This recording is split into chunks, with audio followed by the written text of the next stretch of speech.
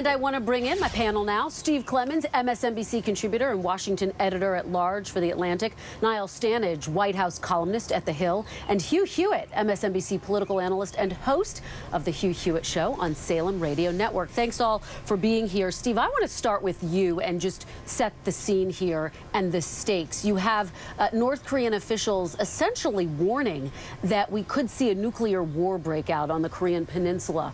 What do you make of what you've seen from North Korea in the past several days? How serious is the threat right now and the saber rattling?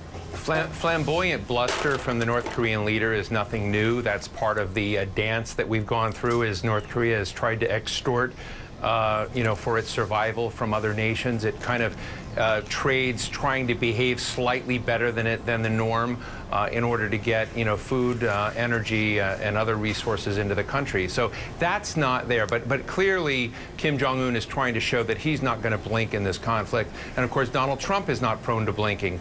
I think the big piece of this that I find bizarre is the notion that China, which has completely dissimilar strategic objectives than the United States in this, that we're pretending that China is somehow going to become a flak for the United States in moving North Korea into the corner we want. China does not want a war in the Korean Peninsula, but China is not going to cripple a country to the degree that we might like. And I think the other piece of this that's really missing is there's no place for North Korea to back into other than total capitulation and just deciding to give up its nuclear program. There's no six-party talks. There's no Iran-like deal for North Korea that China. And so maybe China and Japan will come together at the last moment and put something like that on the table. But of course, Donald Trump has come out and really poo-pooed the Iran deal so much that would be hard to imagine us pursuing with North Korea. That's what worries me, is that there's no place for North Korea to back into at the moment. Well, Hugh, let me get your take on what Steve is saying, because you hear the president and other senior administration officials effectively saying, look, China has actually gone farther than they have in the past. They are withholding some coal imports, for example, and they say that, look, these talks are going in the right direction. Steve says that they're misjudging China. What do you make of that? Do you think the administration could be actually moving in the right direction in this regard? I do. I compliment President Trump's approach, Secretary Mattis's approach, and General Dunford's approach, and Rex Tillerson's approach. China already has pushed North Korea a little bit, but there's a lot more that China can do. North Korea doesn't get an Iran deal. They already got an Iran deal in 1994, and that did not stop them. We rented non-proliferation from them, and they went off and cheated and built uranium proliferation facilities. And so, on the heels of reports today all over the internet that in addition to the Vincent Strike Group, the Reagan and the Nimitz are being sent to the Korean Peninsula, and the stationing of all of our aircraft on high alert in Japan, on Guam, and even from some of the transcontinental airplanes that we can send from Missouri, I think North Korea really has to worry that if they try another nuclear test, this president will act with the dispatch that Bill Clinton refused to do in 1994. Niall, let me get you to weigh in on the reaction that we saw over the weekend, which was a very restrained one from President Trump. He effectively said, I have nothing really to say about this. Do you think that's going to be effective in this regard? Do you think that's going to be enough to kind of get North Korea to back down, which they don't seem to be doing today, by the way? Well, absolutely. And it's fascinating, Kristen, because as we all know, restraint is not something that President Trump is known for. That's not his usual modus operandi. So he's taking that kind of view. It was interesting to me, the restraint the White House also showed in this speculation that there could have been some sabotage involved in terms of the Korean missile launch. But more broadly, the interesting thing in the briefing that we both saw was this emphasis on unpredictability, on playing your cards close to your vest. The White House is placing enormous value or enormous importance on that, and we don't know how it's going to work out. There are people who support that approach. There are others who worry that if you don't draw red lines, you're actually introducing an element of uncertainty into international affairs that can be very dangerous. I think it's a fantastic point, and I want to follow up on that by reading something a headline that's coming out of Russia today, effectively saying that President Trump, for the very reasons that Niall is talking about, is more dangerous than Kim Jong-Un, the leader of North Korea. Hugh, is it possible that being unpredictable, as Niall is laying out and describing, could ultimately be a liability for this president? Of course it's possible, but I don't think it's likely. The statement out of Russia today, I think, should put to bed the idea that Putin and Trump have some kind of backroom alliance going on here. In fact, Russia has gotten very angry with President Trump over the last month, whereas President Xi has gotten close to him. Look, unpredictability cuts both ways, but what's not unpredictable is what 60 aircraft on the Carl Vinson, 40 of them strike fighters can do, and 2 more carriers and ballistic missile submarines and B-2 bombers.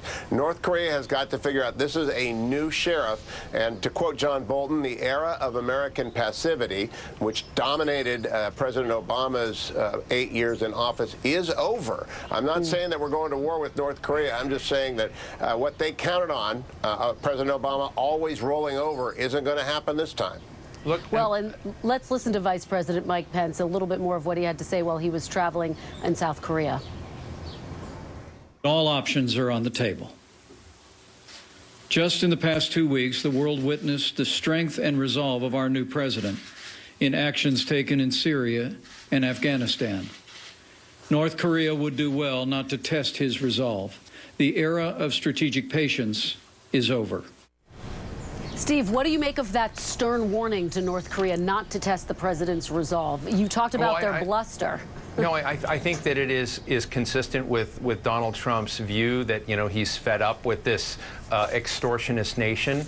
And I agree with the roster of things that Hugh Hewitt just laid out about capacity that we might bring to bear. What's not been discussed in this program is that about 250,000 South Koreans may perish as action is taken. If this were an easy fight solved by cruise missiles and military action, it would have been solved decades ago. What this interesting knot is that North Korea has held hostage Seoul, Korea, and everyone there, including Japan as well. And so it's partly how do you untie that? And if you have a major conflagration on the North Korean peninsula, you have massive, massive human casualties.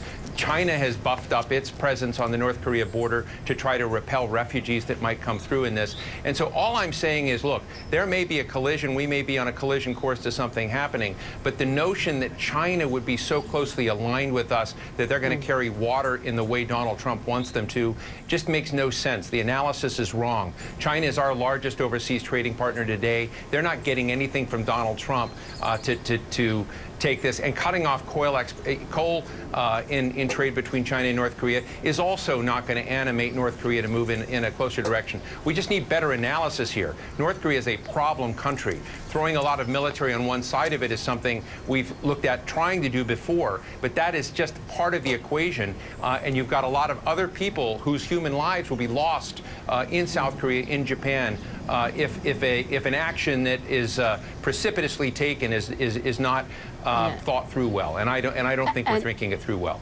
And Niall, final point to you: this administration seems to be resisting military action in North Korea. They seem to be looking at things like sanctions instead, or as we've been talking about China, which Steve is obviously making the point that's not going to work. But is that your assessment, that military action is sort of a last resort? Where do you see this going? I think it is a last resort. I mean, clearly for the reasons that Steve has laid out, military action is very, very problematic. But I think it's interesting on this point, Kristen, the White House's rhetoric. On the one hand, it's we're not taking anything off the table. On the other, it's, well, maybe China won't buy so much North Korean coal. I mean, that seems a big spectrum or a big distance between those two positions. I think that's telling. All right, well, we continue to watch this situation. Niall, Steve, and Hugh, thank you for a fantastic conversation. We really appreciate it. Thank you.